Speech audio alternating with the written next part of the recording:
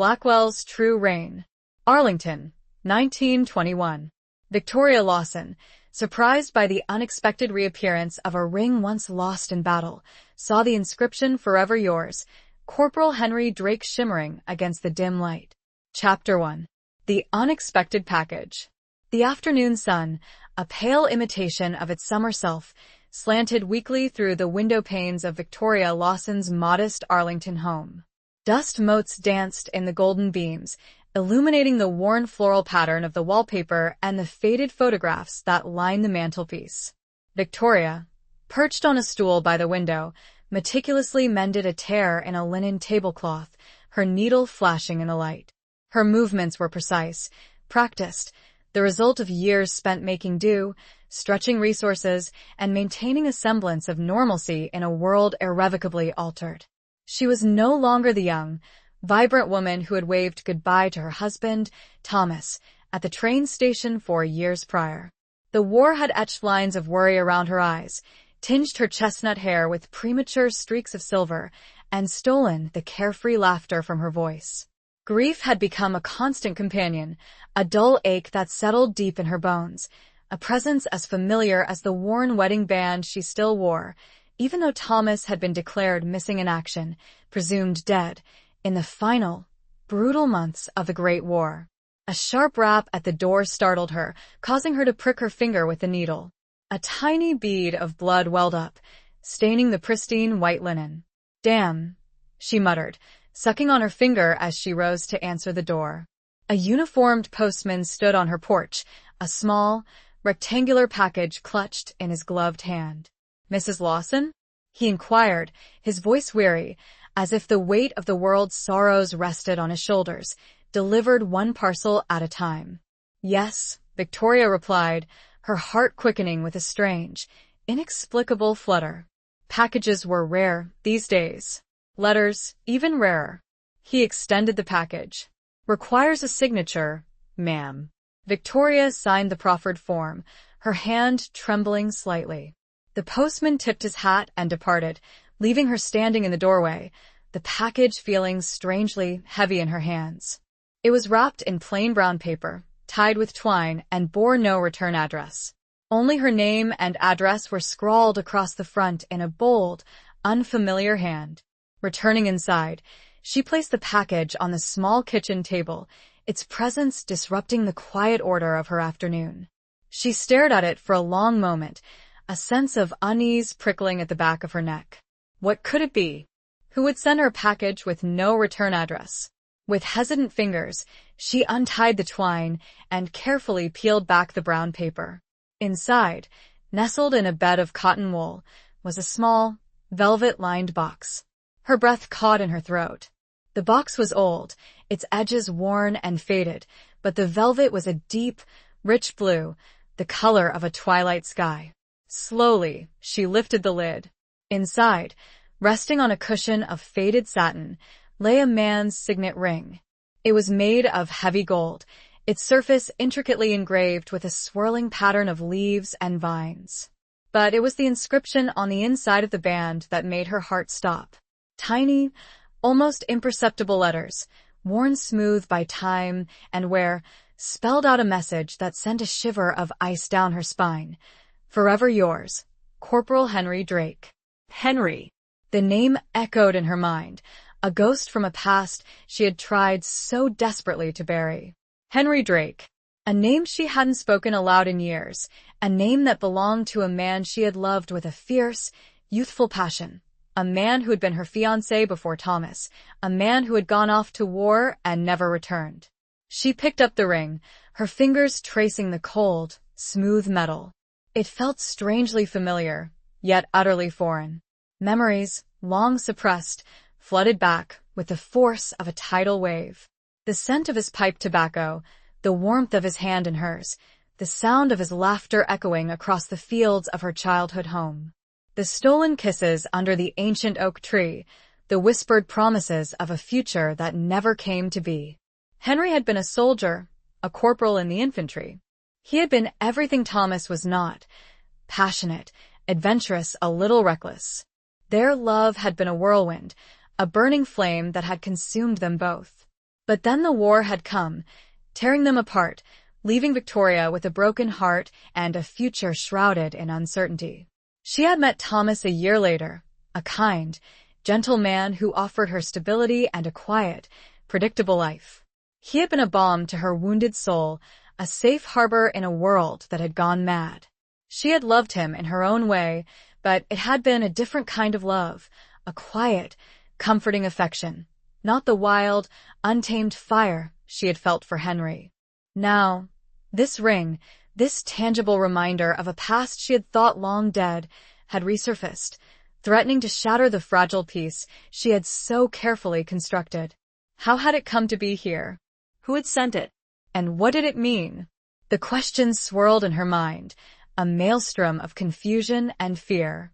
She sank into a chair, the ring clutched tightly in her hand, her gaze fixed on the inscription. Forever yours. A promise made, a promise broken, a promise returned. A sudden, sharp pain pierced her chest, a physical manifestation of the emotional turmoil that raged within her. She closed her eyes, trying to regain control, to push back the rising tide of grief and confusion. But it was no use.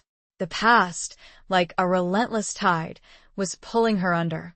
The ring, heavy and cold in her palm, was a tangible link to that past, a key that threatened to unlock a Pandora's box of long-buried emotions. She knew, with a certainty that chilled her to the bone, that this unexpected package was not just a delivery, it was a summons.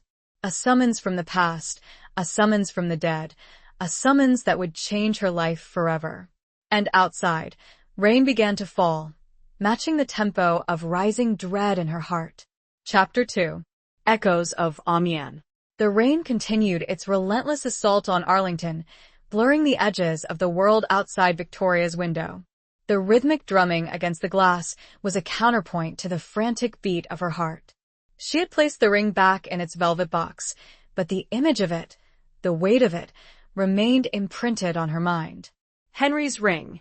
After all these years. She rose from the chair, her legs feeling unsteady beneath her. She needed air, needed to escape the suffocating confines of her small house, the suffocating weight of her memories. She grabbed her worn woolen coat and a faded umbrella, stepping out into the storm-swept streets. The wind whipped at her coat, tugging at the edges of her umbrella, threatening to turn it inside out. The rain plastered her hair to her forehead, stinging her eyes. But the physical discomfort was a welcome distraction from the turmoil within. She walked without purpose, her feet carrying her along familiar paths, past rows of neat, identical houses, past the small park where she had once strolled with Thomas, past the church where they had been married.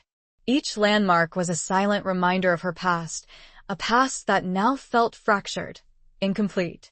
The ring had ripped open a seam in the carefully constructed tapestry of her life, revealing a hidden layer, a story she had tried to forget. She found herself drawn, almost unconsciously, towards the National Cemetery.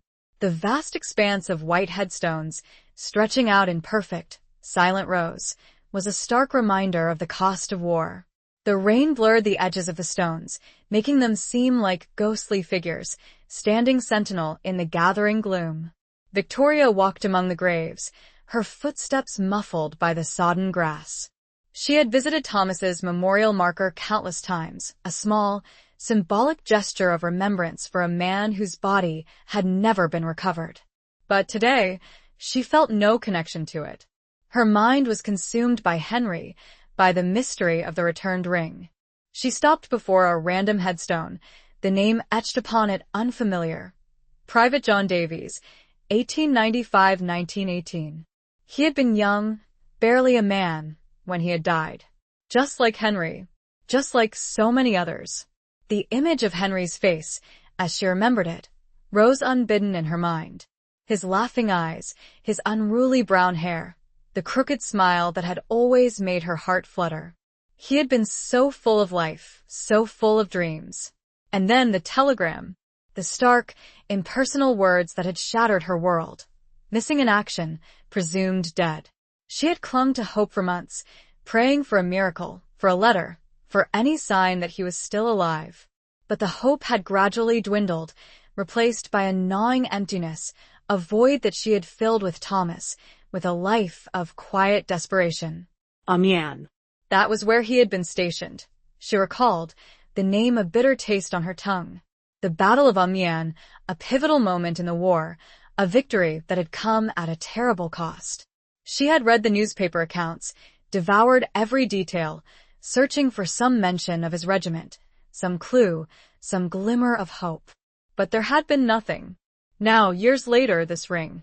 A tangible piece of him. A fragment of a shattered past. It was as if he were reaching out to her from across the years, across the chasm of death, his voice a whisper in the wind and rain. Forever yours, the inscription read. A promise made in a time of youthful innocence, a promise shattered by the brutal realities of war. But what did it mean now? Why had the ring been returned to her? And who had sent it? The questions gnawed at her, driving her forward. She needed answers. She needed to understand. She couldn't simply dismiss this as a random coincidence, a cruel twist of fate. There had to be a reason, a purpose, behind this unexpected return. She found herself walking towards the cemetery's administrative building, a small, stone structure that housed the records of the fallen. Perhaps there was something there, some clue, some information that could shed light on this mystery. The building was dimly lit, the air inside heavy with a scent of old paper and dust. A lone clerk, a thin, bespectacled man with a weary expression, sat behind a large wooden desk. He looked up as Victoria entered, his eyes widening slightly in surprise. "Can I help you, madam?" he asked, his voice polite but distant. Victoria hesitated, unsure how to begin. "I received a package today," she stammered, her voice trembling slightly. A ring. "It belonged to a soldier. Corporal Henry Drake." The clerk's eyebrows rose. "Drake? That's an unusual name. Do you have any other information? Regiment? Date of death?" He was missing in action," Victoria replied. Amiens. 1918. The clerk nodded and turned to a large, leather-bound ledger. He ran his finger down the pages, his lips moving silently as he scanned the names. Victoria watched him, her heart pounding in her chest. After what seemed like an eternity, he stopped. "Drake Henry," he murmured. "Corporal, 10th Battalion, Royal Fusiliers. Missing in action, August 8th, 1918. Presumed dead." He looked up at Victoria, his expression softening slightly. "I'm sorry, madam." "There's nothing more here. No record of his body being recovered, no further details." Victoria felt a wave of disappointment wash over her. She had hoped for something, anything, that could explain the ring's return. But there was nothing. Just the same, cold, impersonal facts that she had known for years. "Thank you," she whispered, turning to leave. "Madam," the clerk called out, stopping her. "There is one small notation here. It's faint, almost illegible. It says, 'Effects returned to Lieutenant.'" He squinted at the page, trying to decipher the faded handwriting. "Lieutenant Alastair Sinclair." Alastair Sinclair. The name struck a chord, a faint, distant memory stirring within her. She knew that name. But from where? And what connection did he have to Henry? She had to find out, and a chill, separate from the rain, made her shiver. Chapter 3. The Widow's Garb. The name echoed in Victoria's mind as she hurried back through the rain-soaked cemetery. Alastair Sinclair. She knew it. She was sure of it. But the connection eluded her, shrouded in the mists of time and grief. It was like a half-remembered dream, a fleeting image that vanished as soon as she tried to grasp it. The rain had intensified, the wind howling like a banshee, whipping her coat around her legs. She pulled her hood tighter, shielding her face from the onslaught, but the cold seeped into her bones, chilling her to the core. It was a physical manifestation of the icy dread that was slowly tightening its grip around her heart. Back in the relative warmth of her home, Victoria shed her wet clothes, wrapping herself in a thick, woolen shawl. She stoked the fire in the hearth, the flames crackling and popping, casting flickering shadows on the walls. The warmth slowly began to thaw her frozen limbs, but the chill in her soul remained. She sat in her armchair, staring into the flames, the image of the ring, the inscription, the name Alistair Sinclair, swirling in her mind. She needed to think, to remember, to piece together the fragments of her fractured past. She closed her eyes, willing herself to recall. Henry, Amiens. The telegram. The years of grief and quiet desperation. Thomas. A safe harbor, a different kind of love. And now this. A ghost from the past, resurrected by a simple, gold ring. Suddenly, a memory surfaced, sharp and clear, like a photograph emerging from the developing fluid. A picnic. A summer afternoon, years before the war. Henry, laughing, his arm around her waist. And beside him, another young man, tall and slender, with a serious expression and piercing blue eyes. Alistair Sinclair. He had been Henry's best friend, his confidant, his comrade in arms. They had grown up together, gone to school together, enlisted together. They had been inseparable, two sides of the same coin. Victoria had liked Alistair, she remembered, but there had always been a certain reserve about him, a distance that she had never been able to breach. He had been a lieutenant, an officer, while Henry had been a corporal. But their difference in rank had never seemed to matter. They had shared a bond that transcended the rigid hierarchies of the military, a bond forged in friendship and shared experiences. Victoria remembered Alistair visiting her once, after Henry had been declared missing. He had been stiff and formal, his face etched with grief, his blue eyes clouded with pain. He had offered his condolences, his words awkward and inadequate, his presence a stark reminder of her loss. He had told her that he had been with Henry in Amiens, that they had been separated during a fierce battle, that he had searched for him, but had found no trace. He had spoken of Henry's bravery, his loyalty, his unwavering commitment to duty. And then, he had left, disappearing from her life as suddenly as he had entered it. Now his name had resurfaced, linked to Henry's ring. Effects returned to Lieutenant Alistair Sinclair.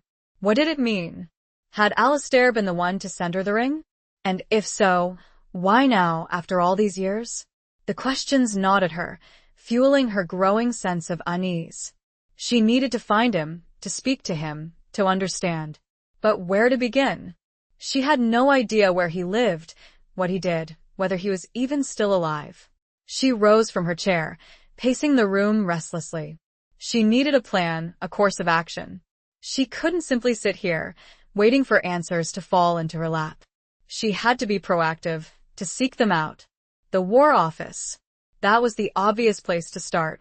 They would have records of Alistair Sinclair, his service history, his last known address. It was a long shot, but it was the only lead she had. She glanced at the clock on the mantelpiece. It was late, almost evening. The War Office would be closed. She would have to wait until morning. The thought of waiting, of enduring another night of uncertainty and unanswered questions, was almost unbearable. But she had no choice. She had to be patient, to be methodical, to approach this with a clear head.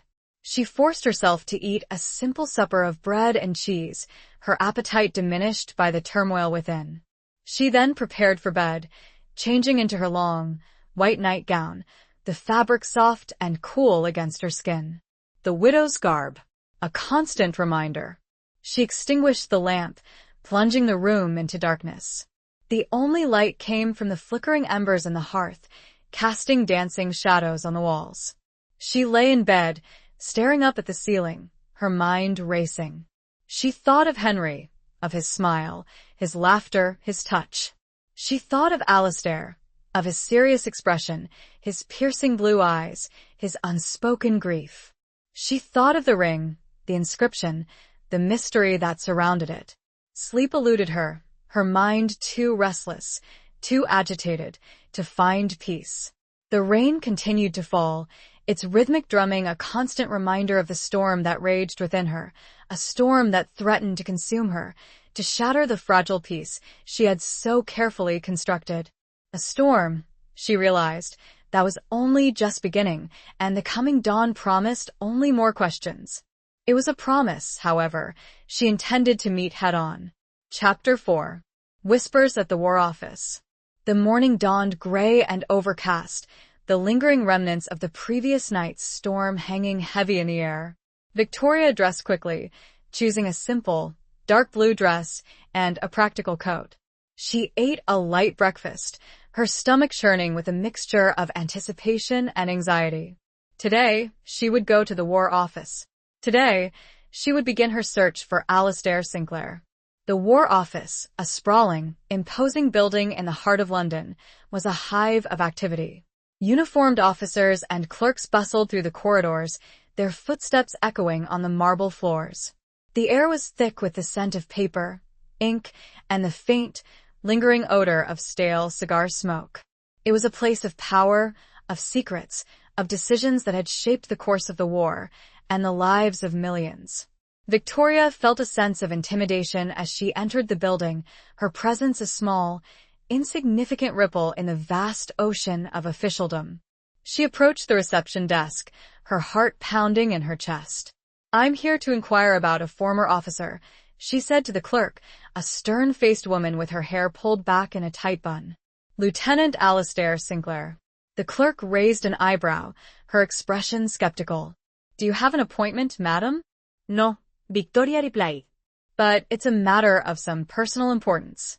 The clerk sighed, her fingers tapping impatiently on the desk. "Name again?" "Alastair Sinclair. Lieutenant.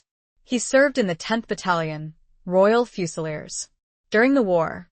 The clerk consulted a large, ledger-like book, her lips moving silently as she scanned the pages. Victoria waited, her hands clasped tightly in front of her, her knuckles white.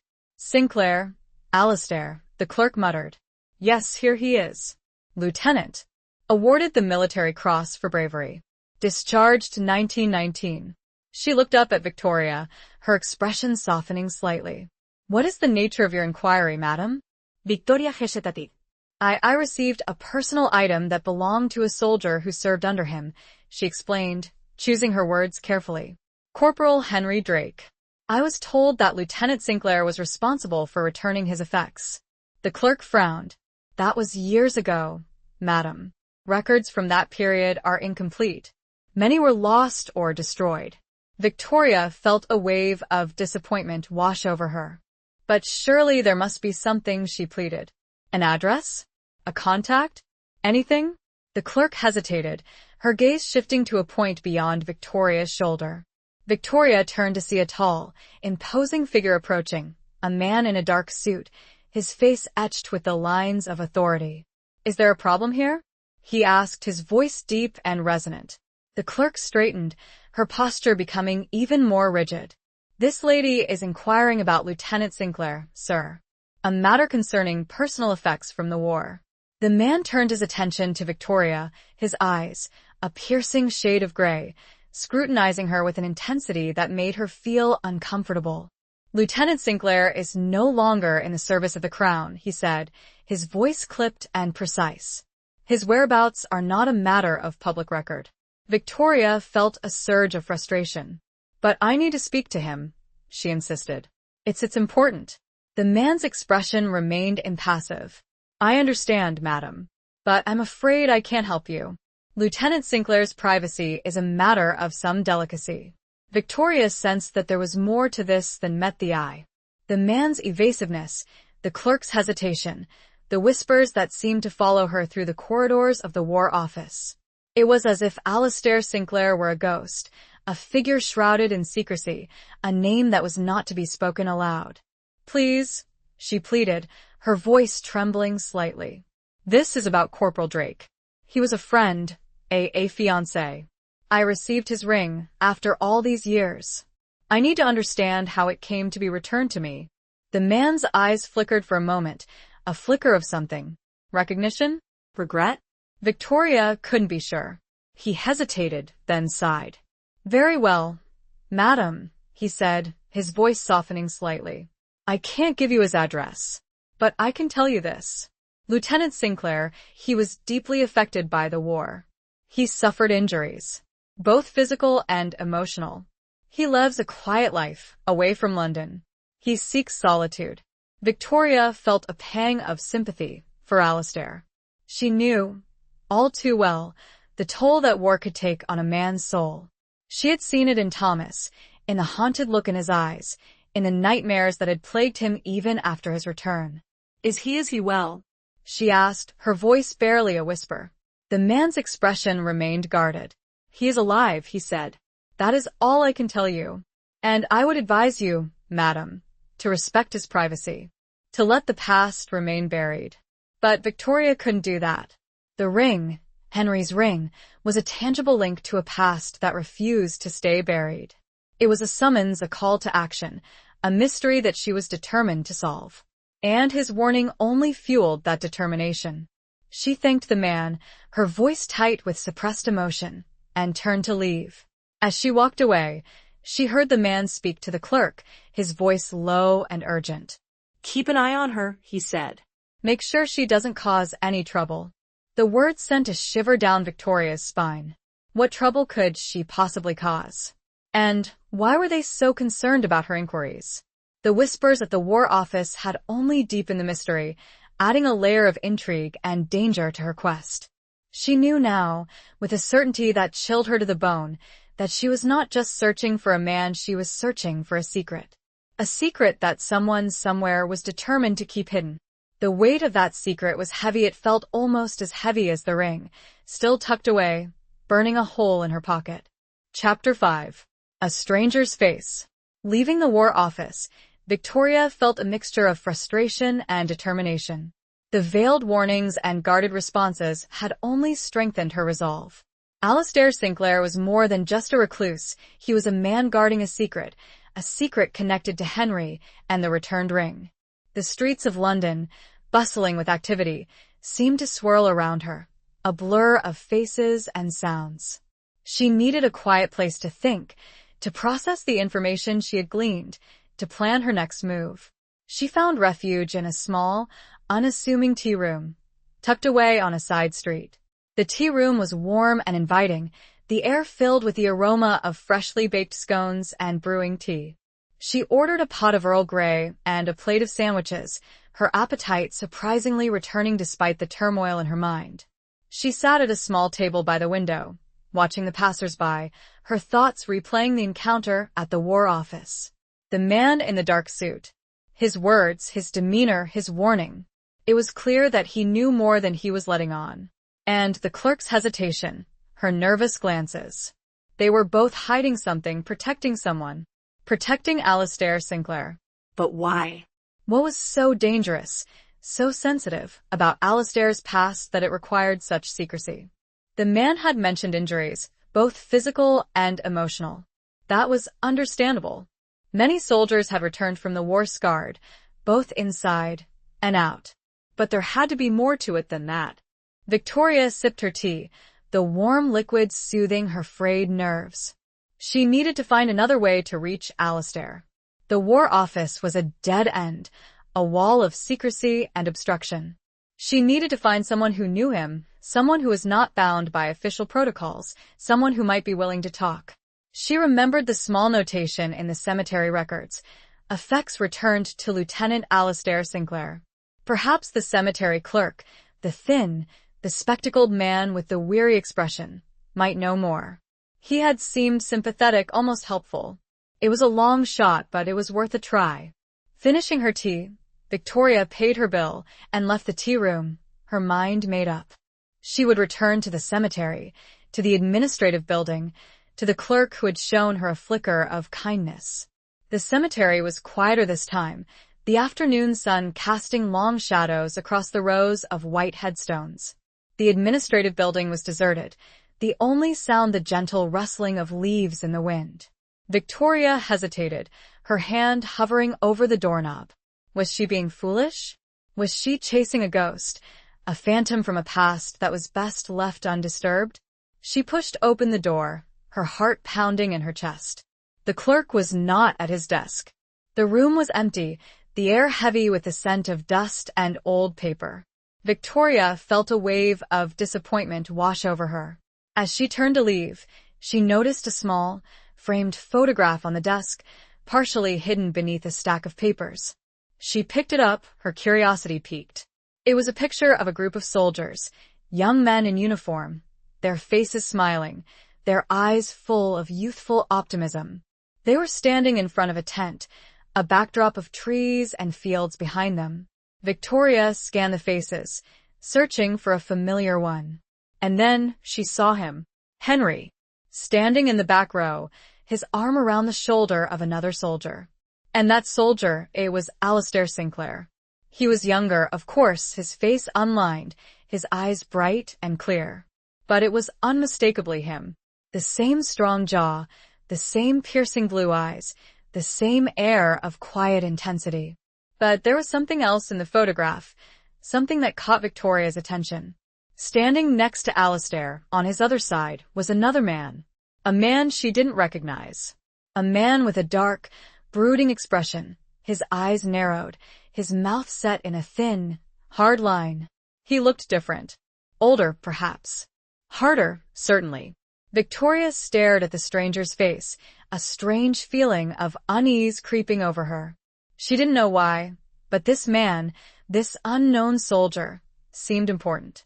He seemed to hold a key, a piece of the puzzle that she was trying to solve.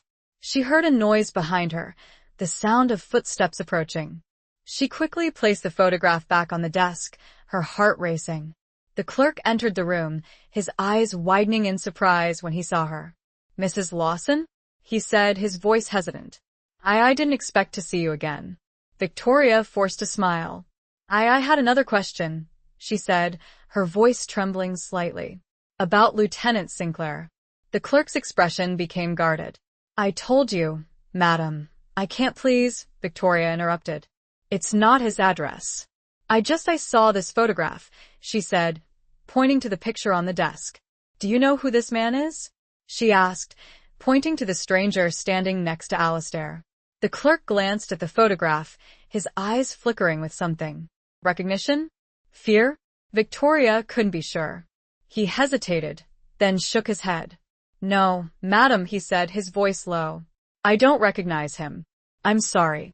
But Victoria knew he was lying. She could see it in his eyes, in the way he avoided her gaze, in the tremor in his voice. He knew who the man was. And that knowledge, she was certain, was connected to the mystery of Henry's ring, and to the secret that Alistair Sinclair was so desperately guarding.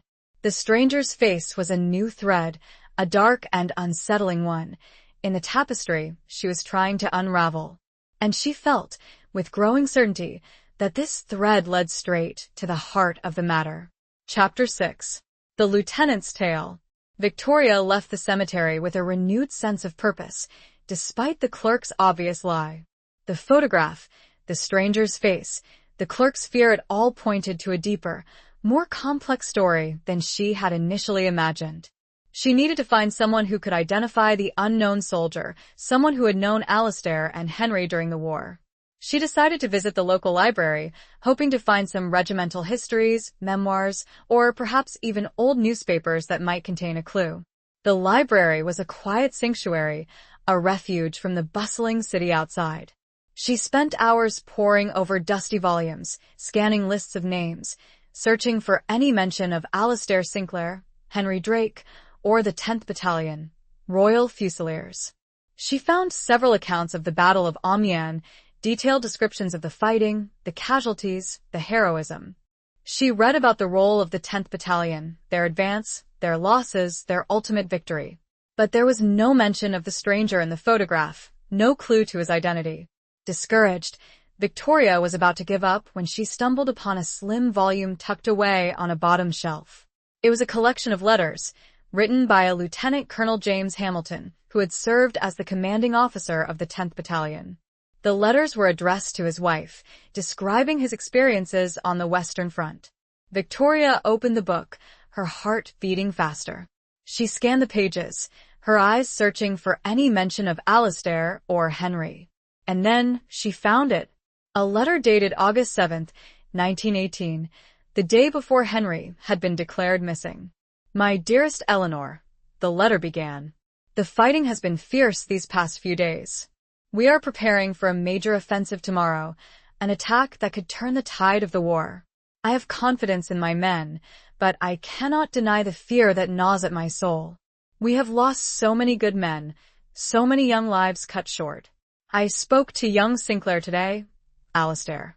He is a brave and capable officer, but I sense a deep sadness within him.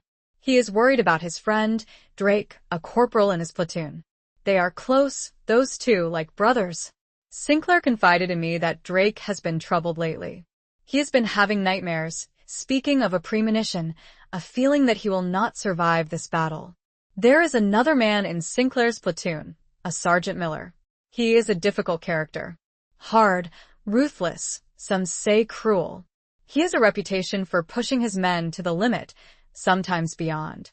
Sinclair has expressed concerns about Miller's methods, his disregard for the well-being of his men. But Miller is a skilled soldier, a veteran of many battles. And in war, sometimes ruthlessness is a necessary evil. I pray that tomorrow will bring us victory, that we will break through the enemy lines and bring this terrible war to an end. But I fear that the cost will be high. I fear that many more good men will fall. I pray for Sinclair, for Drake, for all my men. I pray for their safety, their courage, their souls. Victoria closed the book, her hands trembling. Sergeant Miller. The name resonated with a chilling familiarity. The stranger in the photograph. The dark, brooding expression, the narrowed eyes, the thin, hard line of his mouth. It had to be him.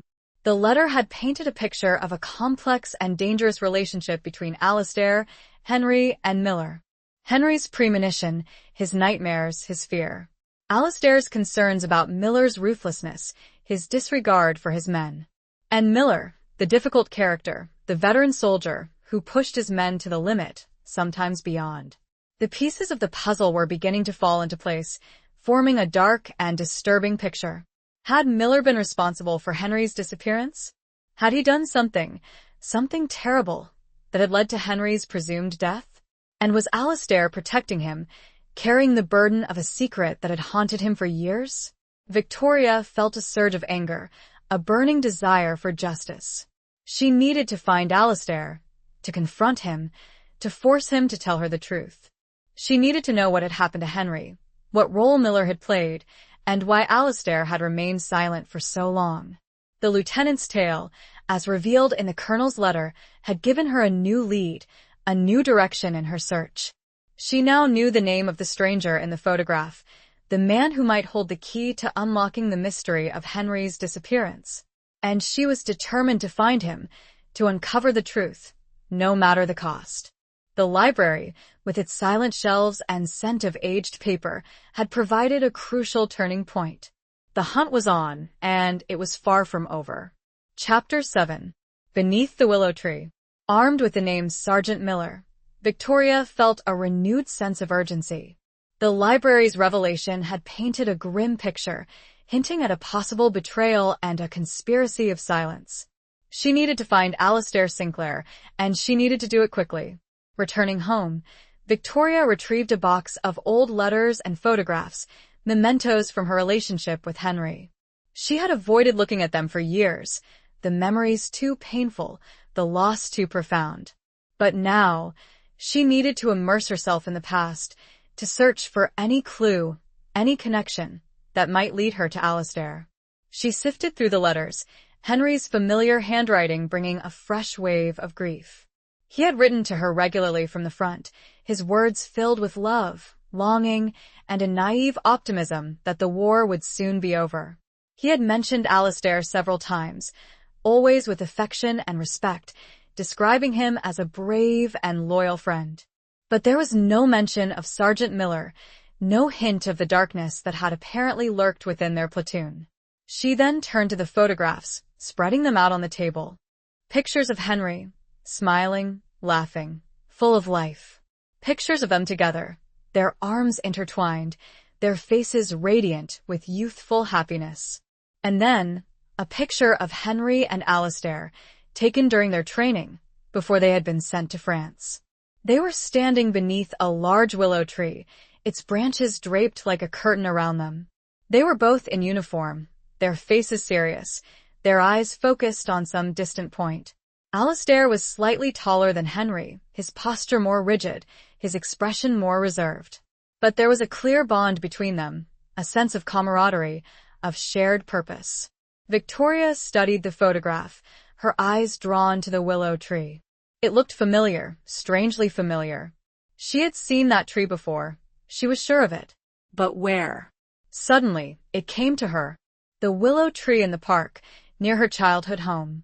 The park where she and Henry had spent countless hours, sharing their dreams, their hopes, their fears. The park where he had proposed to her, beneath the sheltering branches of that very tree. An idea sparked in her mind, a flicker of hope in the darkness. Perhaps Alistair had also visited the park after the war. Perhaps he had sought solace in the same place that had held so many memories for Henry and her. It was a long shot, but it was worth a try. The next morning, Victoria traveled to her childhood home, a small village nestled in the countryside, a few hours' train journey from London. The village had changed little since she had left. The same familiar houses, the same quiet streets, the same sense of timeless tranquility.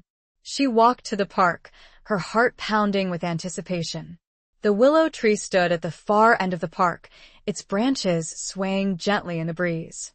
It was older now, its trunk thicker, its branches more gnarled. But it was unmistakably the same tree. She approached the tree, her eyes scanning the area. There was no one there. The park was deserted, the only sound the chirping of birds and the rustling of leaves. Victoria felt a wave of disappointment wash over her. She sat down on a bench beneath the tree, her gaze fixed on the ground. She had been so sure, so hopeful. But it had been a foolish idea, a desperate attempt to grasp at straws. As she sat there, lost in thought, she noticed something carved into the trunk of the tree. A small, almost imperceptible inscription. She leaned closer, her eyes squinting to make out the faded letters. Hadda. Her heart skipped a beat. It was their initials, Henry's and hers. He had carved them into the tree, years ago, a symbol of their love, their commitment, their shared future. And then she noticed something else. Beneath their initials, another inscription, smaller and fainter, almost completely obscured by the growth of the bark. Yes, remember. Alistair. He had been here. He had stood beneath this tree. He had seen their initials. He had added his own, a simple, poignant message, remember. Victoria felt a surge of emotion, a mixture of grief, relief, and a renewed sense of determination. Alistair had been here. He had remembered. He had kept the memory of Henry alive. And that meant he was still connected to the past, still carrying the burden of whatever had happened in Amiens. She didn't know how or when he had been here. But she knew, with a certainty that defied logic, that he would return. He would come back to this place, to this tree, to the memory of his friend. She decided to wait. She would stay in the village.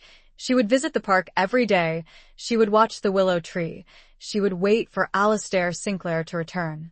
She had a feeling, a deep, intuitive sense, that this was where she would find him, where she would finally uncover the truth about Henry's disappearance. And beneath the willow tree, a symbol of their shared past, she felt a flicker of hope, a glimmer of light in the darkness that had surrounded her for so long. The wait would be agonizing, she knew, but it was a wait she was willing to endure. Chapter 8. The Unsent Letters. Victoria settled into a routine in the quiet village, renting a small room in a local inn. Each day, she walked to the park, to the willow tree, and waited. She brought a book with her, but she rarely read. Her eyes were constantly scanning the surroundings, searching for a familiar face, a sign of Alistair Sinclair. The days passed slowly, filled with a mixture of anticipation and frustration. She befriended the innkeeper, a kindly, elderly woman named Mrs. Higgins, who provided her with meals and conversation. She explored the village, visiting the church where she and Henry had planned to be married, the small cottage where her family had lived. The memories flooded back, vivid and bittersweet. She remembered Henry's laughter, his touch, his unwavering optimism. She remembered their dreams, their plans, their hopes for a future that had been stolen from them. One afternoon, while exploring the attic of the inn, Victoria stumbled upon a dusty, wooden chest. Mrs. Higgins told her that it had belonged to a previous owner, a soldier who had died in the war. She had never opened it, she said, respecting the privacy of the deceased. Victoria, with Mrs. Higgins' permission, carefully opened the chest. Inside, she found a collection of letters, photographs, and other personal belongings. The letters were tied together with a faded ribbon, the handwriting on the envelopes neat and precise. As she examined the letters, she noticed that they were all addressed to the same person, Miss Eleanor Hamilton. The name was familiar. Lieutenant Colonel James Hamilton, the author of the letters she had found in the library. This chest must have belonged to him. Intrigued, Victoria carefully untied the ribbon and began to read the letters. They were filled with love, longing, and a deep sense of loss. Lieutenant Colonel Hamilton had written to his wife regularly, describing his experiences on the Western Front, his fears, his hopes, his dreams. As she read through the letters, Victoria noticed a recurring theme: Lieutenant Colonel Hamilton's growing concern about Sergeant Miller. He had mentioned Miller several times, always with a sense of unease, describing him as a troubled and dangerous man. In one letter, dated a few weeks after the Battle of Amiens, Lieutenant Colonel Hamilton wrote, "I have received disturbing news about Sergeant Miller. There are rumors, whispers, accusations. They say he killed one of his own men. They say he deliberately left Corporal Drake behind during the attack. Sinclair is devastated. He blames himself. He blames Miller. He has requested a transfer. He wants to leave the battalion. I have denied his request. I need him here. He is a good officer, one of the best. But I fear for him. I fear for his sanity, his soul." Victoria's heart pounded in her chest. The rumors, the accusations, the whispers. It was all true. Miller had killed Henry, or at least had been responsible for his death. And Alistair knew. He had witnessed it. He had lived with the guilt and the horror for years. But there was something else in the letter. Something that puzzled Victoria. Lieutenant Colonel Hamilton had denied Alistair's request for a transfer. He had said he needed him, that he was a good officer. But why? Why keep Alistair in the battalion, knowing what he had been through, knowing the accusations against Miller? As she continued to read the letters, she found another passage, dated a few months later. "I have made a terrible mistake. I should have listened to Sinclair. I should have investigated the rumors about Miller. But I was blinded by my own ambition, my desire for victory. I wanted to believe in Miller, in his ruthlessness, in his ability to win. I was wrong. Miller has been arrested. He is accused of atrocities. Warromance. Sinclair, he testified against him. He told the truth, despite the consequences. He is a brave man, a man of honor. But I fear that he will never forgive himself. And I fear that I will never forgive myself." The unsent letters, never delivered to Eleanor Hamilton, revealed a truth far more complex and tragic than Victoria could have imagined.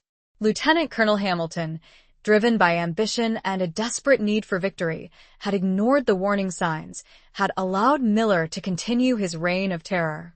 And Alistair, caught in the middle, had been forced to choose between his loyalty to his friend, his duty to his country, and his own conscience. The weight of that choice, the burden of that secret, had clearly haunted him for years. And it was a weight Victoria now felt compelled to share, to understand. Chapter 9. A Dance of Shadows. The revelation from Lieutenant Colonel Hamilton's unsent letters fueled Victoria's determination. She understood now the depth of Alistair's burden, the reason for his self-imposed exile.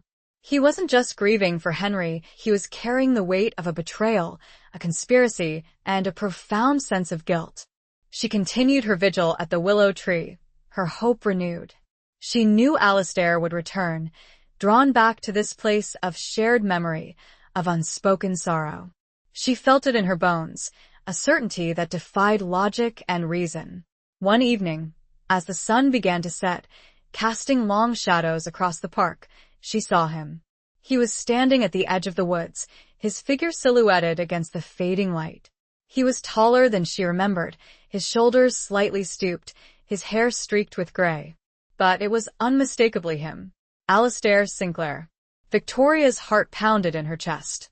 She rose from the bench, her legs trembling slightly. She took a deep breath, trying to calm her racing pulse. She had to approach him carefully, cautiously. She couldn't afford to frighten him away. She walked towards him slowly, her footsteps muffled by the soft grass.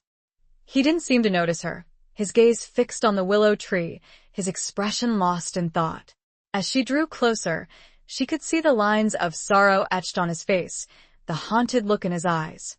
He looked older than his years, his body bearing the scars of war, both visible and invisible. "Alistair?" she said softly, her voice barely a whisper.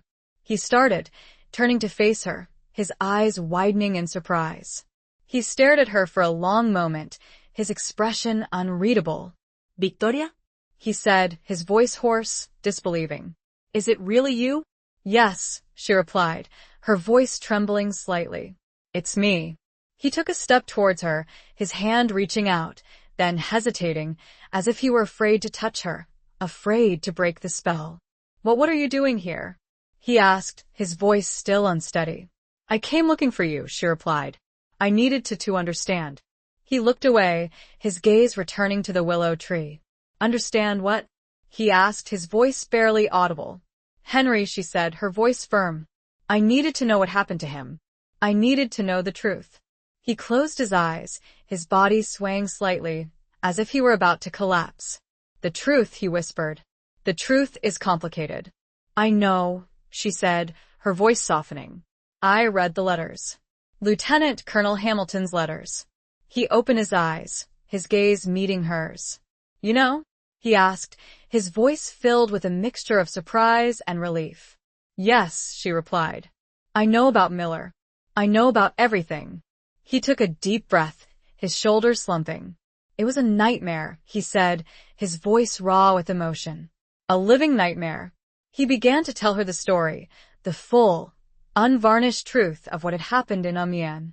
He spoke of Miller's brutality, his sadism, his growing obsession with violence. He spoke of Henry's fear, his premonitions, his desperate attempts to avoid Miller's wrath.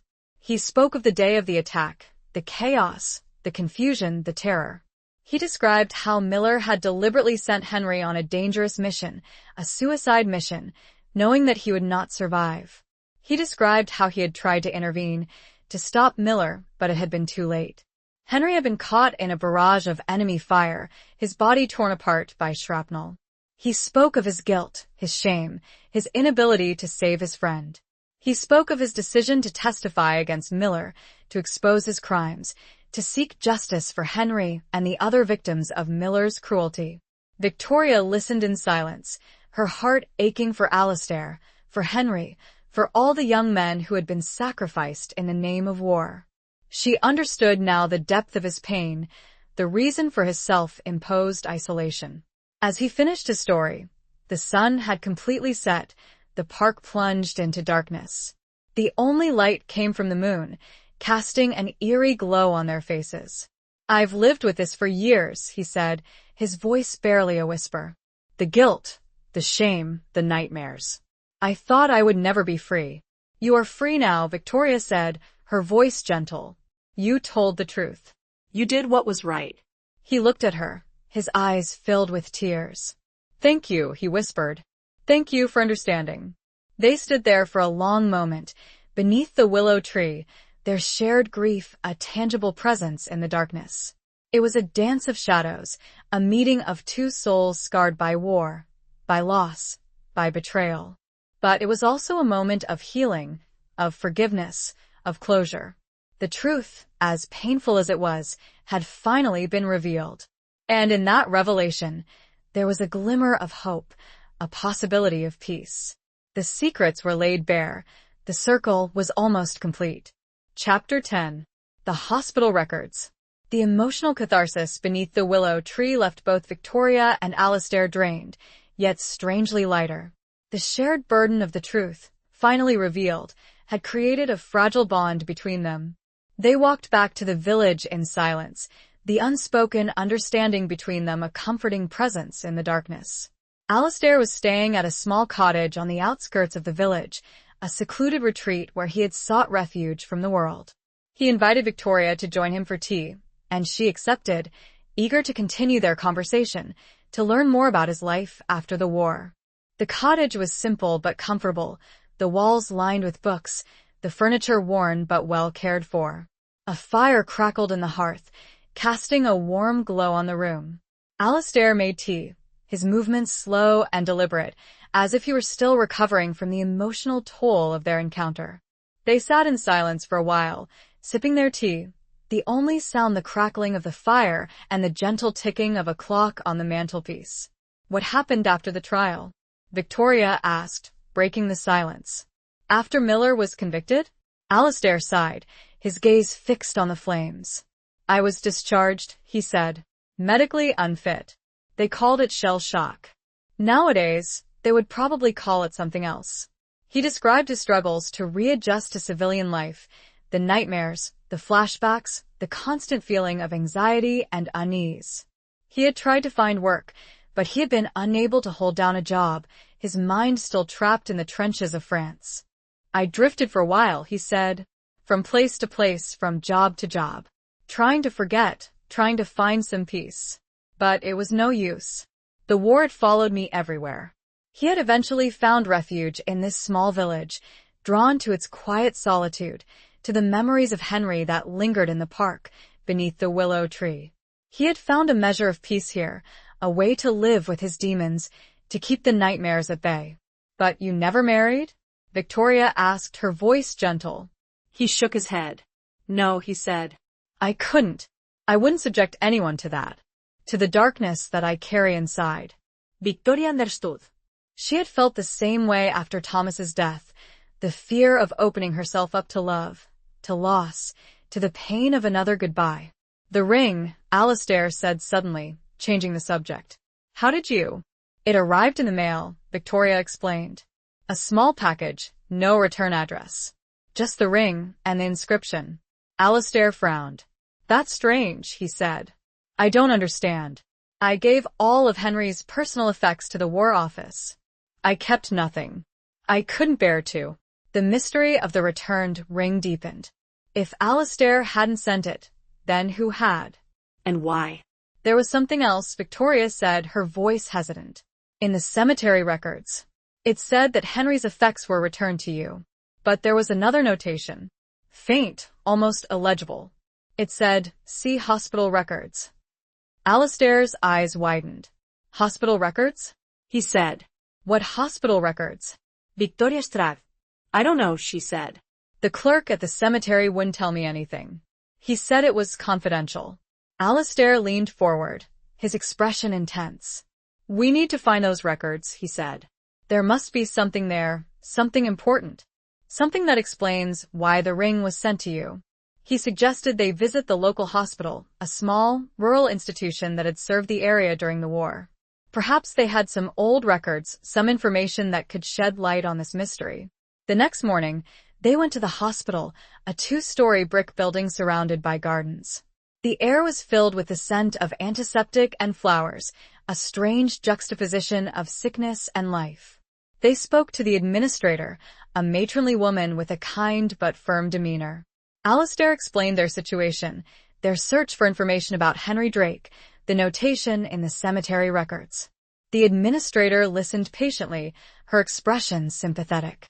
"I'm afraid our records from that period are incomplete," she said. "Many were lost or destroyed during the war. But I'll see what I can find." She led them to a dusty basement room, filled with shelves stacked high, with old ledgers and files. She searched through the records, her fingers tracing the faded handwriting, her lips moving silently as she scanned the pages.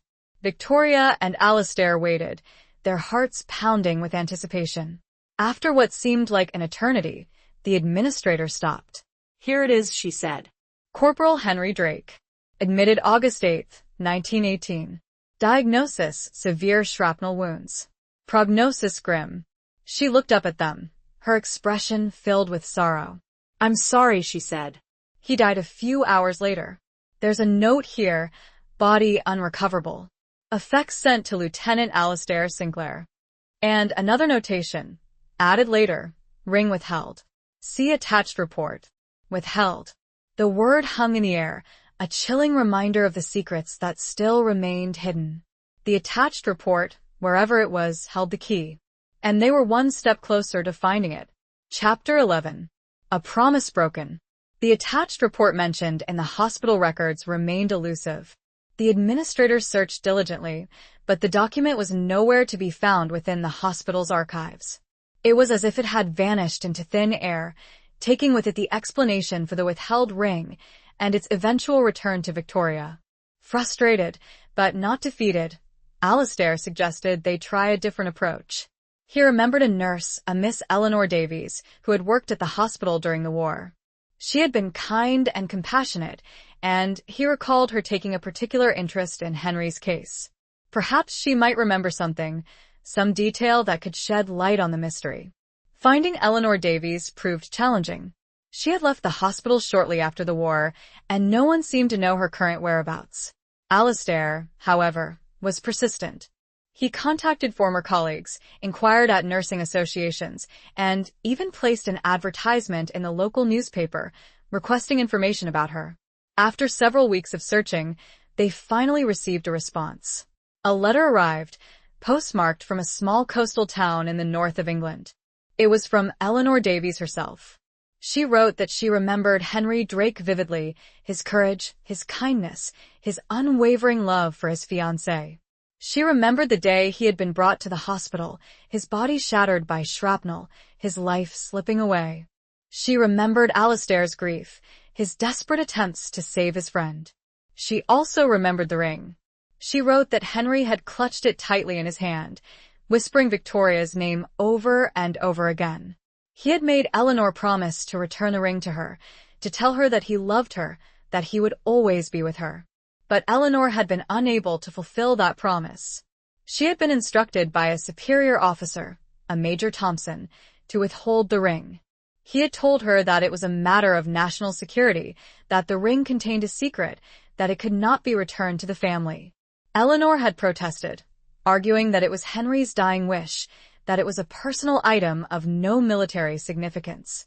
But Major Thompson had been adamant. He had taken the ring, promising to handle the matter personally. Eleanor had never seen the ring again. She had left the hospital shortly afterwards, burdened by guilt and shame, haunted by the memory of Henry's dying wish, by the promise she had been forced to break.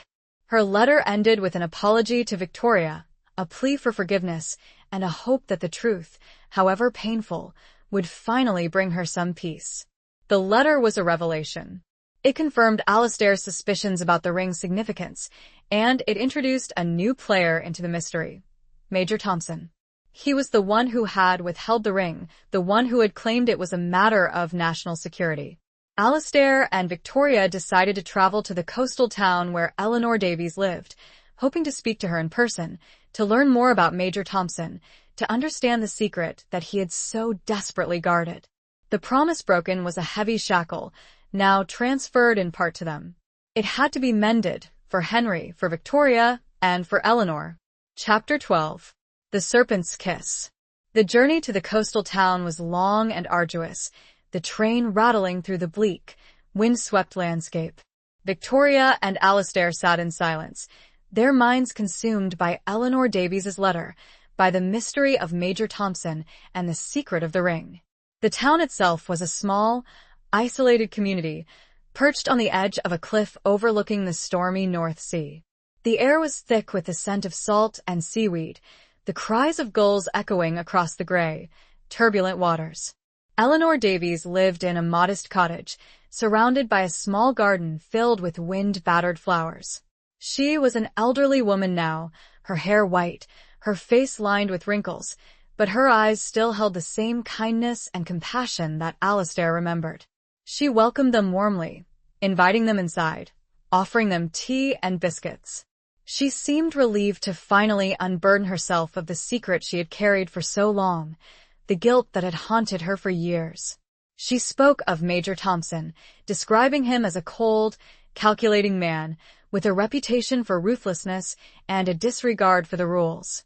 He had been attached to military intelligence, she said, involved in clandestine operations, secret missions.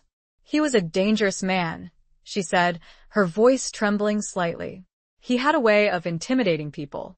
He made it clear that I was not to question his orders, that I was to forget about the ring, about Henry Drake. She had tried to forget, she said, but she had never been able to. The memory of Henry's dying wish, the promise she had broken, had haunted her dreams, poisoned her waking hours. I believe the ring contained a message, Eleanor said, her voice dropping to a whisper. A coded message. That's what Major Thompson said. He said it was vital to the war effort, that it could not fall into enemy hands. Victoria and Alistair exchanged a look. A coded message. That explained the national security claim, the secrecy surrounding the ring. But what kind of message? And who was it intended for? Did you see the message? Victoria asked. Did you know what it said? Eleanor shook her head. No, she said. I only saw the ring. It was a plain gold band with an inscription on the inside. Forever yours, Corporal Henry Drake. That's all I saw. But there had to be more. The inscription was a simple declaration of love, not a coded message. The message, if it existed, must have been hidden somewhere else, concealed within the ring itself. Alistair examined the ring, which Victoria had brought with her. He turned it over and over in his hands, his fingers tracing the intricate engraving, the swirling pattern of leaves and vines. He felt for a hidden compartment, a secret catch, anything that might reveal the message. And then he found it, a tiny, almost imperceptible seam, hidden within the pattern of the engraving. He pressed on it gently, and a small section of the ring sprang open, revealing a tiny, hollow cavity. Inside, nestled on a bed of cotton wool, was a small, tightly rolled piece of paper. Alistair carefully removed it, his hands trembling with anticipation. He unrolled the paper, revealing a series of numbers and letters, a complex cipher, indecipherable to the untrained eye. It was the coded message, the secret that Major Thompson had so desperately guarded. We need to decode this, Alistair said, his voice filled with urgency. We need to find someone who can understand this cipher. Eleanor suggested they contact a friend of hers, a retired professor of cryptography, who lived in a nearby town. He had worked for the government during the war, she said, deciphering enemy codes. He might be able to help them. They traveled to the professor's home, a rambling old house filled with books and maps. The professor, a frail, elderly man with a sharp mind and a mischievous twinkle in his eye, listened to their story with interest. He examined the cipher, his brow furrowed in concentration. This is a complex one, he said. A variation of the Vigenère cipher, but with additional layers of encryption. It will take some time to crack. He worked for hours, poring over the cipher, using his knowledge and experience to unravel its secrets. Finally, as the sun began to set, he looked up, a smile spreading across his face. I've got it, he said. It's a message from a British agent, operating behind enemy lines. It contains information about a German spy network, a network operating within the British military. The Serpent's Kiss, as the message was revealed, was a deadly plot, a betrayal at the highest levels. Chapter 13. Flight from Arlington. The decoded message was a bombshell. It revealed a network of German spies operating within the British military, passing sensitive information to the enemy, sabotaging the war effort. The message identified several high-ranking officers, names that were well-known and respected within the military establishment. But the most shocking revelation was the identity of the ringleader, the mastermind behind the spy network. It was Major Thompson, the man who had withheld Henry's ring, the man who had claimed it was a matter of national security, was himself a traitor, a German agent. He had used his position in military intelligence to cover his tracks, to protect his network, to betray his country. Alistair and Victoria were stunned. They had suspected Major Thompson of wrongdoing, but they had never imagined the extent of his treachery. He had not only been responsible for Henry's death, but he had also endangered the lives of countless other soldiers, jeopardized the outcome of the war. The professor warned them to be careful. "This is dangerous information," he said. "Major Thompson is a powerful man with connections in high places. He will do anything to protect himself, to silence anyone who knows the truth." He advised them to go to the authorities to report their findings to MI5, the British counterintelligence agency. But Alastair was hesitant. He didn't trust the military establishment, the very institution that had allowed Major Thompson to operate with impunity for so long. "They'll cover it up," he said. "They'll protect their own. They won't believe us." Victoria agreed. They needed proof, concrete evidence that would implicate Major Thompson beyond any doubt. They needed to find something that would link him directly to the spy network, something that could not be dismissed or explained away. They decided to return to Arlington, to Victoria's home, to search for any clues, any evidence that Henry might have left behind. Perhaps he had known something, suspected something, about Major Thompson's activities. The journey back to Arlington was tense and fraught with danger. They knew they were being watched, followed. Major Thompson's network was still active, still protecting him. They had to be careful, to avoid detection, to stay one step ahead of their pursuers. They arrived in Arlington under the cover of darkness, slipping into Victoria's house unnoticed. They searched the house thoroughly, going through Henry's belongings, his letters, his photographs, searching for any clue, any hint of his knowledge of the spy network. They found nothing. Henry's belongings were filled with love, longing, and a naive optimism that the war would soon be over. There was no mention of Major Thompson, no indication that he had suspected anything. Discouraged, Victoria was about to give up when she remembered the small, wooden box that Henry had given her before he left for France. It was a music box, a beautiful, handcrafted object that played a haunting melody. He had told her to keep it safe, to listen to it whenever she missed him. She had never opened the box, the memories too painful, the loss too profound.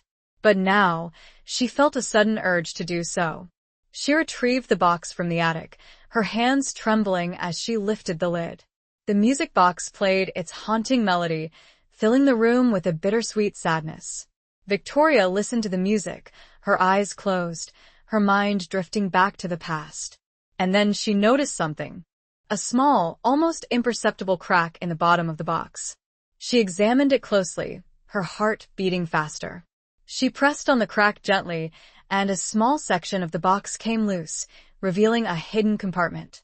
Inside, nestled on a bed of velvet, was a small, folded piece of paper. Victoria carefully removed it, her hands shaking with anticipation. She unrolled the paper, revealing a handwritten note in Henry's familiar script. "If you are reading this," the note began, "then I am gone. And you must know the truth. Major Thompson is a traitor. He is working for the Germans. I have proof. I have hidden it in the place where we first met. The Serpent's Kiss. Beware." The Serpent's Kiss. The coded message. Henry had known. He had discovered Major Thompson's treachery, and he had hidden the proof. In the place where we first met, the note had instructed, but Arlington wasn't where they first met. They had to return. They had to flee. Chapter 14. The Cottage by the Sea. The place where we first met was not Arlington, but a small, secluded cottage by the sea, a place where Henry and Victoria had spent a blissful summer holiday before the war. It was a place of happy memories, of stolen kisses, of whispered promises. It was also, apparently, the hiding place for Henry's proof of Major Thompson's treachery. Leaving Arlington was a perilous undertaking. They knew they were being watched, followed, by Major Thompson's agents. They had to be discreet, to avoid drawing attention to themselves, to slip away unnoticed. They devised a plan, a risky gambit that involved a late-night departure, a circuitous route, and a change of vehicles. They packed lightly, taking only the essentials, the decoded message, and Henry's note. Under the cover of darkness, they left Victoria's house, walking through the deserted streets, their hearts pounding with fear and anticipation. They reached the train station, where they boarded a late-night train heading north, towards the coast. They changed trains several times, switching directions, backtracking, trying to confuse their pursuers. They avoided contact with other passengers, keeping to themselves, their eyes constantly scanning their surroundings. Finally, after a long and exhausting journey, they arrived at the small coastal town where the cottage was located. It was a remote, isolated place, far from the prying eyes of Major Thompson and his network. The cottage was exactly as Victoria remembered it, a small, whitewashed building perched on a cliff overlooking the sea. It was weathered and worn, but it still held the same charm, the same sense of peace and tranquility. They entered the cottage, the air inside thick with the scent of salt and damp wood. The furniture was covered in dust sheets, the room silent and empty. But the memories were still there, vivid and bittersweet. Victoria remembered the summer they had spent there, the long walks on the beach, the picnics in the dunes, the nights spent gazing at the stars. It had been a time of innocence, of carefree happiness, before the war had shattered their world. They began their search, going through every room, every cupboard, every drawer, searching for any clue, any hint of Henry's hidden proof. They found nothing. The cottage was empty, devoid of any secrets. Discouraged, Victoria was about to give up when she remembered something. A small, hidden cove, a secret place that she and Henry had discovered during their walks on the beach. It was a secluded spot, accessible only at low tide, hidden behind a rocky outcrop. They waited for the tide to go out, then made their way down to the beach, their footsteps muffled by the soft sand. They reached the rocky outcrop, the waves crashing against the rocks, the spray drenching their faces. They found the entrance to the cove, a narrow opening hidden behind a curtain of seaweed. They squeezed through the opening, their hearts pounding with anticipation. The cove was small and sheltered, the sand smooth and white, the walls of the cave covered in moss and lichen. It was a place of natural beauty, a hidden sanctuary, untouched by the ravages of war. And there, in the far corner of the cove, they found it. A small, metal box, buried in the sand, its surface covered in rust and barnacles.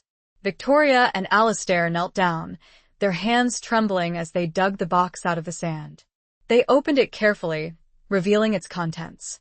Inside, nestled on a bed of faded velvet, were several documents, photographs, and a small, leather-bound diary. It was Henry's proof, the evidence that would expose Major Thompson's treachery, the evidence that would finally bring him to justice. The cottage by the sea, their sanctuary of love, had also been Henry's sanctuary of secrets. And now, those secrets were about to be revealed. The serpent's kiss had led them here, to this hidden cove, to the truth that had been buried for so long. Chapter 15. A Truth Unveiled. The contents of the metal box were damning. The documents, photographs, and Henry's diary provided irrefutable proof of Major Thompson's treachery. There were detailed records of his meetings with German agents, coded messages intercepted and deciphered by Henry, photographs of Thompson exchanging information with known enemy operatives. Henry's diary entries chronicled his growing suspicion of Thompson, his investigation, his discovery of the spy network. He had been meticulous in his documentation, gathering evidence, preparing to expose Thompson's crimes. But he had been too late. Thompson had discovered Henry's investigation, and he had silenced him, arranging his death in the chaos of the Battle of Amiens. He had then used his position in military intelligence to cover his tracks, to suppress the evidence, to protect his network. Victoria and Alistair spent hours poring over the contents of the box, piecing together the puzzle, understanding the full extent of Thompson's betrayal. It was a story of greed, ambition, and a callous disregard for human life. They knew they had to act quickly. They had to take this evidence to someone they could trust, someone who would believe them, someone who would have the power to bring Thompson to justice. They decided to contact Sir Reginald Hall, the former director of Naval Intelligence, a man known for his integrity and his unwavering commitment to the security of the realm. He had retired from active service, but he still maintained close ties to the intelligence community. Alistair knew Hall personally, having worked with him briefly during the war. He believed Hall was the only person they could trust, the only person who would be willing to listen to their story, to take action against Thompson. They traveled to London, taking extreme precautions to avoid detection. They knew Thompson's agents were still searching for them, determined to silence them before they could reveal the truth. They met with Sir Reginald Hall in his private study, a room filled with books, maps, and mementos of his long and distinguished career. Hall listened to their story with growing concern, his face grim, his eyes filled with a mixture of anger and disbelief. He examined the evidence, the documents, the photographs, Henry's diary. He questioned them closely, probing for any inconsistencies, any weaknesses in their account. Finally, he looked up, his expression grave. "This is extraordinary," he said. "And terrifying. Major Thompson a traitor. It's unbelievable." But he believed them. He saw the truth in their eyes, the conviction in their voices. He saw the irrefutable evidence that Henry had so meticulously gathered. "I will take this to the Prime Minister," he said. "I will ensure that Major Thompson is brought to justice. And I will ensure that Henry Drake's sacrifice is recognized, his name cleared." He thanked them for their courage, their determination, their unwavering commitment to the truth. He promised them that they would be protected, that their safety would be guaranteed. Victoria and Alastair left Hall's study with a sense of relief, of closure. They had done it. They had uncovered the truth. They had exposed Thompson's treachery. They had cleared Henry's name. The long and perilous journey, fueled by a returned ring and a whisper of a secret, had finally reached its end. The serpent's kiss had been exposed, its venom neutralized. Chapter 16. The Reckoning. Sir Reginald Hall acted swiftly and decisively. He presented the evidence to the Prime Minister, who, after a brief period of shock and disbelief, authorized a full-scale investigation into Major Thompson's activities. MI5 agents, under Hall's personal supervision, raided Thompson's home and office, seizing documents, interrogating his associates, unraveling the network of spies he had so carefully cultivated. Thompson was arrested, his initial denials and bluster quickly crumbling under the weight of the overwhelming evidence against him. He was charged with high treason, espionage, and murder, the full extent of his crimes finally revealed to the world. The news of Thompson's arrest sent shockwaves through the British establishment. The military, the intelligence community, the government itself were rocked by the scandal. The public was outraged, demanding answers, demanding justice. The trial was swift and decisive. Thompson, stripped of his rank, his honors, his reputation, was found guilty on all counts. He was sentenced to death, his execution carried out in secret, his name forever stained with a mark of treachery. The other members of the spy network were also apprehended, tried, and convicted. The Serpent's Kiss, the deadly conspiracy that had threatened to undermine the war effort, was finally crushed. Victoria and Alastair watched these events unfold from a safe distance, protected by Sir Reginald Hall and his agents. They felt a sense of satisfaction, of justice served, but also a profound sadness for the lives lost, the sacrifices made, the betrayals endured. After the trial, Sir Reginald Hall arranged for a private ceremony at the National Cemetery, a memorial service for Corporal Henry Drake. He was posthumously awarded the Victoria Cross, the highest military honor for valor, his citation reading, for conspicuous bravery and unwavering dedication to duty in the face of extreme danger. Corporal Drake sacrificed his life to expose a network of enemy spies, saving countless lives and contributing significantly to the Allied victory. Victoria and Alastair stood side by side at the ceremony, their shared grief a tangible presence between them. They had come full circle, from the unexpected return of a ring to the unveiling of a treasonous plot, from a whispered secret to a public reckoning. The ring, Henry's ring, was placed on his memorial marker, a symbol of his love, his courage, his ultimate sacrifice. "Forever yours," the inscription read, a promise finally fulfilled, a truth finally revealed. As they left the cemetery, Alastair turned to Victoria, his eyes filled with a mixture of sadness and gratitude. "Thank you," he said, his voice hoarse with emotion, "for bringing me back, for helping me to find peace." Victoria smiled, her eyes glistening with tears. "We found peace together, Alastair," she said. And we honored Henry's memory. The reckoning had been painful, the journey arduous, but the truth had prevailed. And in that truth, there was a measure of healing, a sense of closure, a promise of a future free from the shadows of the past.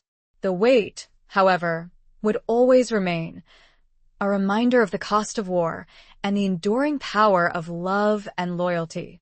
Chapter 17. Scars of the Past. The aftermath of Major Thompson's trial and execution left a profound impact on both Victoria and Alastair. While justice had been served and Henry's name cleared, the scars of the past remained, etched deep within their souls. Victoria returned to her quiet life in Arlington, but her home felt different now, filled with a sense of peace and closure she hadn't felt before. The ghosts of the past still lingered, but they were no longer menacing, no longer shrouded in mystery and doubt. She spent her days tending to her garden, reading, and visiting the local church, where she found solace in the quiet rituals of faith. She occasionally received letters from Eleanor Davies, the former nurse, who expressed her gratitude and relief that the truth had finally been revealed. Alastair remained in London, working with Sir Reginald Hall to help dismantle the remnants of Thompson's spy network and to implement new security measures within the intelligence community. He found a renewed sense of purpose in this work, a way to atone for the past, to ensure that such a betrayal would never happen again. He and Victoria kept in touch, exchanging letters and occasional visits. They shared a bond, forged in shared grief, shared secrets, and a shared commitment to honoring Henry's memory. It was a bond that transcended friendship, a connection that hinted at something deeper, something more profound. But the scars of the past were still raw, still sensitive. Alastair struggled with nightmares, flashbacks, and a lingering sense of guilt. He had survived the war, but he had lost his best friend, his innocence, his faith in the institutions he had once served.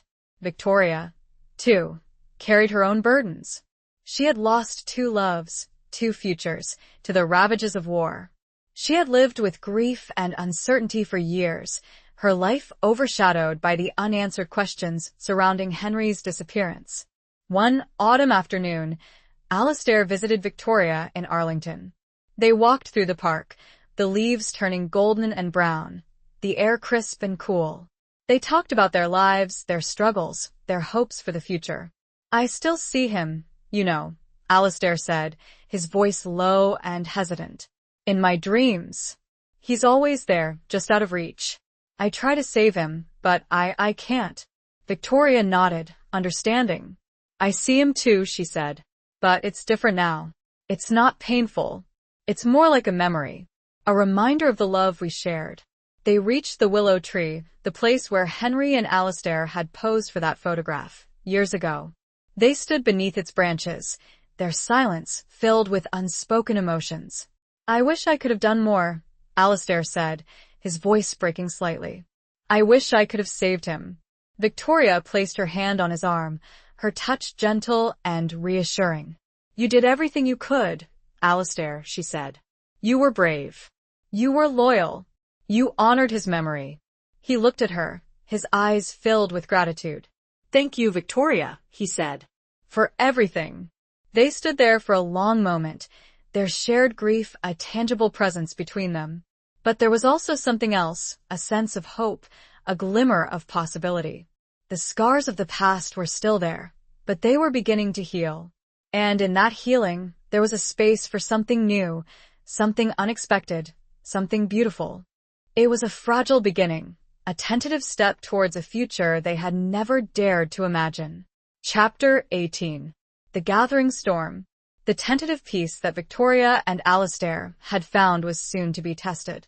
While Major Thompson was gone and his known network dismantled, the whispers of his influence lingered, like a persistent, unsettling echo. Sir Reginald Hall, ever vigilant, continued his investigations, delving deeper into the remnants of Thompson's operations. He discovered that Thompson's reach had extended further than they had initially realized, his tentacles reaching into various corners of the government and military establishment. Hall summoned Alastair to his office, his face grave, his demeanor serious. "There's more, Alastair," he said. Thompson wasn't working alone. He had accomplices higher up, people we haven't identified yet. He explained that he had uncovered evidence of a secret cabal, a group of influential individuals who had been sympathetic to Thompson's cause, who had benefited from his espionage activities. These individuals were still in positions of power, still a threat to the security of the realm. "We need to find them," Alistair Hall said. "We need to expose them before they can do any more damage." Alistair agreed. He felt a renewed sense of purpose, a determination to finish what he and Victoria had started, to root out the remaining vestiges of Thompson's treachery. He began working closely with Hall, reviewing documents, interviewing witnesses, following leads. It was a dangerous and delicate operation, requiring secrecy and discretion. They knew they were being watched, monitored by the very people they were trying to expose. Victoria, meanwhile, received a series of unsettling anonymous letters. They were filled with veiled threats, warnings to stay silent, to forget about the past, to leave well enough alone. She initially dismissed them as the rantings of a crank, a misguided sympathizer of Thompson. But the letters became more frequent, more menacing, more specific in their threats. She showed the letters to Alistair, who recognized the language, the tone. It was the same style used by Thompson in his coded messages, the same veiled threats, the same subtle intimidation. "They know," Alistair said, his face grim. "They know about us. They know what we're doing." He insisted that Victoria leave Arlington, that she go into hiding for her own safety. He arranged for her to stay in a secure location, a remote cottage in the countryside, under the protection of Hall's agents. Victoria was reluctant to leave, but she understood the danger. She knew that these were not empty threats, that these people were capable of anything. The separation was difficult for both of them. They had grown close, their bond forged in shared grief, shared secrets, and a shared commitment to justice. They had found solace in each other's company, a glimmer of hope in the darkness of the past. But the gathering storm, the resurgence of Thompson's influence, threatened to tear them apart, to plunge them back into the shadows of fear and uncertainty. They communicated through coded messages, delivered by trusted couriers, their words filled with longing, worry, and a determination to persevere. The storm was gathering, but their resolve, tempered by loss and fueled by a newfound love, remained unbroken. Chapter 19. A Love Rekindled. Despite the danger and separation, the bond between Victoria and Alistair deepened. Their coded messages, filled with veiled affection and shared concern, became a lifeline, a source of strength and comfort in a world of uncertainty and fear. Alistair, working tirelessly with Sir Reginald Hall, made progress in identifying the members of the secret cabal. They were high-ranking officials, influential figures in society, men who had used their positions to protect Thompson and to benefit from his espionage activities. The evidence was mounting, the net was closing in. But the cabal was not going down without a fight. They used their influence to obstruct the investigation, to discredit Hall and Alistair, to spread disinformation and sow doubt. One evening, Alistair received a coded message from Victoria, a message that filled him with dread. "They know where I am," the message read. "They're coming. I love you." He knew he had to act quickly. He had to reach Victoria before it was too late. He informed Hall, who mobilized his agents, but he knew it might not be enough. Alistair raced to the remote cottage, his heart pounding with fear, his mind filled with images of Victoria in danger. He arrived at the cottage to find it surrounded by a group of men, their faces grim, their intentions clear. A fierce struggle ensued. Alistair, despite his injuries from the war, fought with a desperate courage, fueled by his love for Victoria, his determination to protect her. He managed to overpower several of the men, but they were too many. He was overwhelmed, beaten, and captured. He was dragged inside the cottage, where he found Victoria, bound and gagged, her eyes filled with terror. The leader of the group, a man Alistair recognized as one of the high-ranking officials they had been investigating, stepped forward. He smiled cruelly, his eyes glinting with malice. "You should have stayed out of this," he said, his voice cold and menacing. "You should have let sleeping dogs lie." He revealed their plan: to kill Victoria and Alistair, to make it look like an accident, to silence them forever. He boasted of their power, their influence, their ability to control events, to manipulate the truth. But he had underestimated them. He had underestimated the power of their love, their courage, their determination. As he was about to give the order to kill them, Sir Reginald Hall and his agents arrived, storming the cottage, guns blazing. The Cabal's men were caught off guard, their surprise quickly turning to panic. A brief but intense firefight ensued. The cottage, once a sanctuary of peace and tranquility, became a scene of chaos and violence. Hall and his agents, well trained and well equipped, quickly gained the upper hand. The Cabal's men were either killed or captured, their reign of terror finally brought to an end. Alistair, bruised and battered, but alive, rushed to Victoria's side, untying her bonds, holding her close, his relief overwhelming. "I thought I'd lost you," he whispered, his voice choked with emotion. Victoria clung to him, her tears flowing freely. "I knew you'd come," she said. "I knew you wouldn't let them hurt me." In the aftermath of the confrontation, the remaining members of the Cabal were arrested, their crimes exposed, their power shattered. The truth, so long suppressed, so fiercely guarded, was finally revealed. Alistair and Victoria, surrounded by the wreckage of the cottage, by the remnants of a battle fought and won, found solace in each other's arms. The love that had blossomed in the shadows of grief and danger, the love that had been tested by separation and fear, had finally been rekindled, stronger and more resilient than ever before. The storm had passed, and a new dawn, filled with the promise of a shared future, was breaking. Chapter 20. Forever Yours. The final chapter of their long and arduous journey had arrived. The Cabal was exposed, their power broken, their members brought to justice. The secrets of the past had been unearthed, the truth revealed, the wounds finally beginning to heal. Victoria and Alistair, their love tested and strengthened by adversity, returned to Arlington, to Victoria's home, which now felt like a shared sanctuary, a place of peace and tranquility.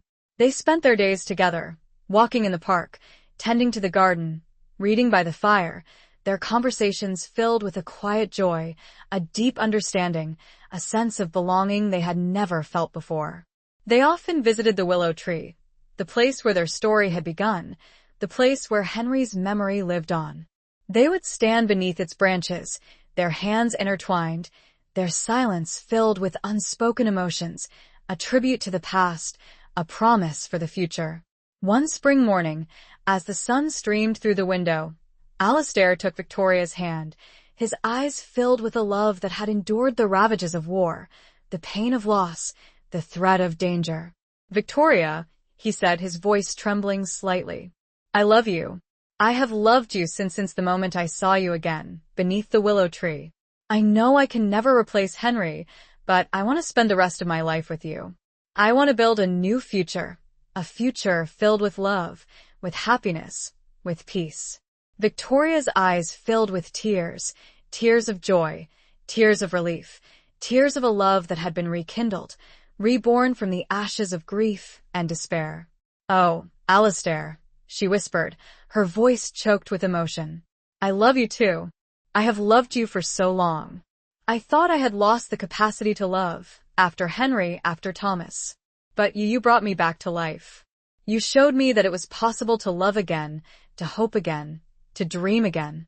He knelt before her, taking a small velvet box from his pocket.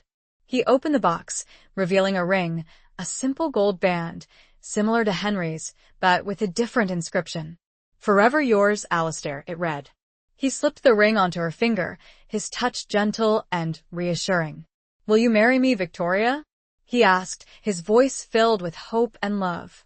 Victoria nodded, her tears flowing freely. "Yes," she whispered.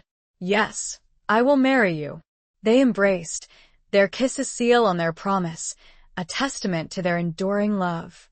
It was a love that had blossomed in the shadows of war, a love that had been tested by adversity, a love that had finally found its way home. They were married in the small village church, the same church where Victoria and Henry had planned to be married years ago. It was a quiet ceremony, attended by a few close friends and family, including Eleanor Davies, the former nurse, who had played such a crucial role in their journey. After the ceremony, they returned to the willow tree, the place where their story had begun, the place where their new future would now unfold. They stood beneath its branches, their hands intertwined, their hearts filled with a love that was both old and new, a love that was forever theirs. The inscription on both rings, Henry's and Alistair's, echoed the same sentiment, a sentiment that transcended time, loss, and war, forever yours. And as the sun set, casting a golden glow on their faces, they knew that their journey, though long and arduous, had finally led them home, to each other, to a love that would endure for all time. Epilogue. Years passed, and the quiet rhythm of life in Arlington settled around Victoria and Alistair. Their home, once filled with the echoes of loss and unanswered questions, became a haven of warmth, laughter, and shared memories. The scars of the past remained, a reminder of the trials they had overcome, but they were no longer defining wounds, merely faint lines on the tapestry of their enduring love. They often walked in the park, hand in hand, their steps slowing with age, but their hearts still filled with the youthful joy of a love rediscovered. The willow tree, their silent witness, stood tall and strong, its branches reaching towards the sky, a symbol of resilience, endurance, and the enduring power of love. They spoke of Henry often, keeping his memory alive, not as a ghost to haunt them, but as a cherished friend, a brother in arms, a love that had shaped their lives in profound ways. They visited his memorial marker in the cemetery, placing fresh flowers on it, sharing a moment of silence, a tribute to his sacrifice, his courage, his unwavering loyalty. Alistair, finally free from the nightmares and the guilt that had plagued him for so long, found peace in his work, writing, and gardening.